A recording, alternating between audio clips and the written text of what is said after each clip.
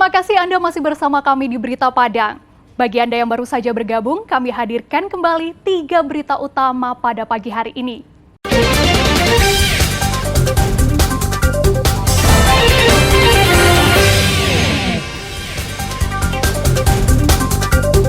Gara-gara sakit hati karena jaringan nirkabel internet dimatikan, karyawan di Padang mencuri sepeda motor bosnya sendiri. Satpol PP Padang ingatkan orang tua perketat pengawasan anak remaja. Mulai tahun depan, Kabupaten Dharmasraya akan memiliki markas komando distrik militer sendiri.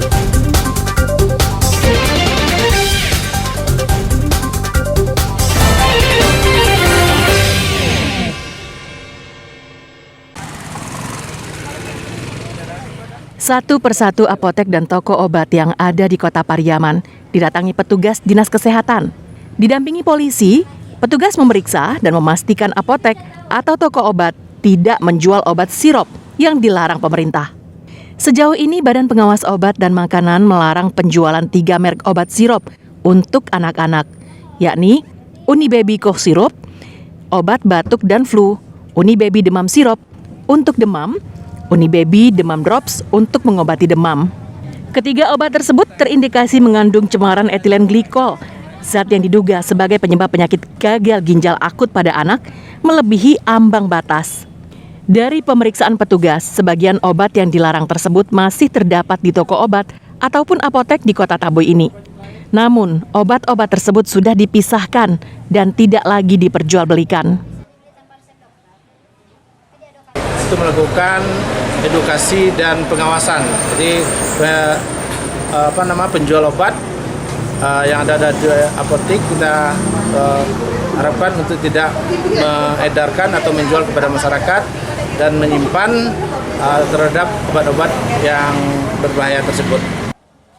Agar masyarakat tidak was-was dan tidak salah membeli, Badan POM mengeluarkan daftar obat yang aman untuk dikonsumsi. Eki Rafki melaporkan dari Pariaman.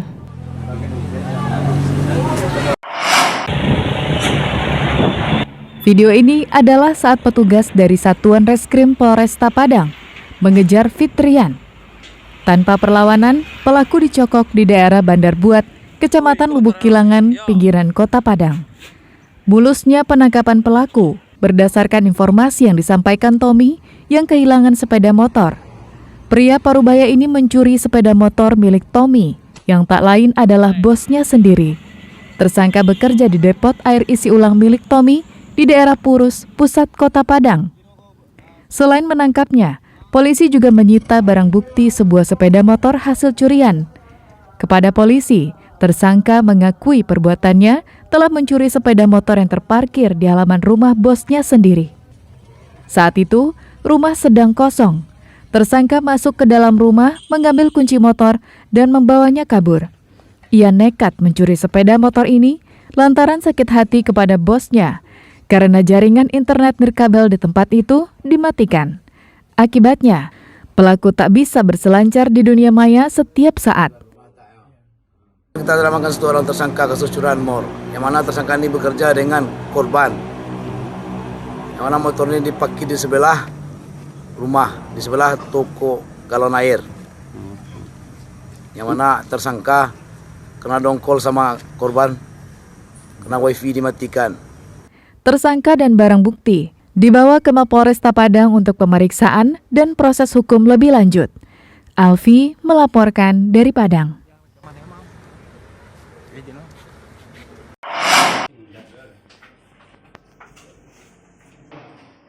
Satuan Polisi Pamong Kota Padang menemukan fakta lebih dari 7% pelaku perbuatan asusila di Kota Padang adalah anak usia remaja.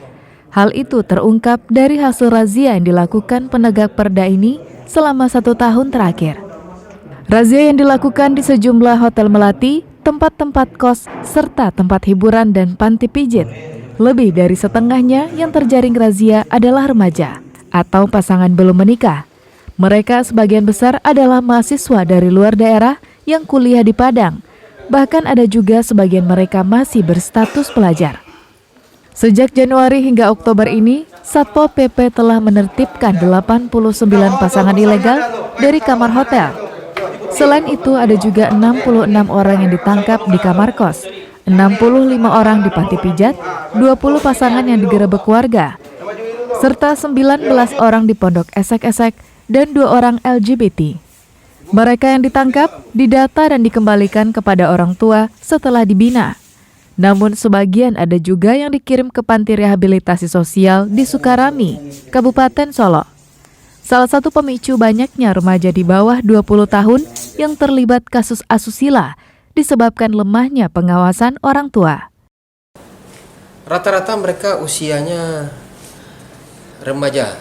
Memang ada juga yang selingkuh itu yang usia tua, kepala 3, kepala 4 ada. Itu juga mendominasi ya Pak ya? Tidak, yang mendominasi itu memang remaja. Remaja yang mendominasi. Presentasinya kira-kira berapa persen dari total yang kita tangkap? Kalau yang paling banyak itu tetap remaja. Presentasinya berapa Pak? Ya sekitar 90% lah itu remaja. 90% ya Pak ya? Remaja yang melakukan kegiatan pelanggaran norma-norma kesusilaan ini. Dari data ini, Satpol PP berharap orang tua untuk memperketat pengawasan anak-anak mereka, terutama yang jauh dari orang tua. Robiham melaporkan dari Padang.